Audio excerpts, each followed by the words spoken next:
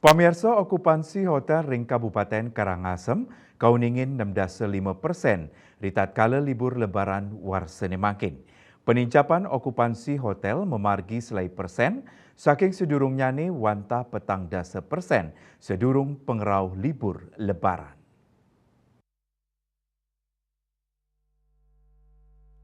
Indika Inucap Kawadarang, Ketua Perhimpunan Hotel dan Restoran Indonesia PHRI Kabupaten Karangasem, Iwayan Karyase. Karyase merasa angayu bahagia ring panincapan hunian hotel rawahe mangkin. Sujatin nyane pai ketandani ngaptiang tingkat hunian hotel ring galah libur lebaran warsane mangkin sidanyan sanincap. Tingkat hunian hotel kantun akehan pengrau saking wisatawan mancanegara, wisatawan domestik wanta dase kantos 15% kemanten.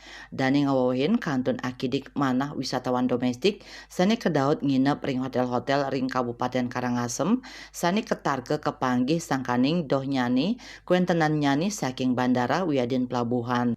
Ringgala pungkuran patut kalimbakang malih indik destinasi wisata ring Kabupaten Karangasem mangde nyansan kaloktah ring tingkat nasional. Lianan punike ajengan khas Karangasem taler kating capang malih antuk keadol ringgana sani nampak objek wisata. Selami puniki wenten wisatawan domestik sani mekang sangkaning mewah ngerereh genah ajengan khas ring sawetara objek wisata.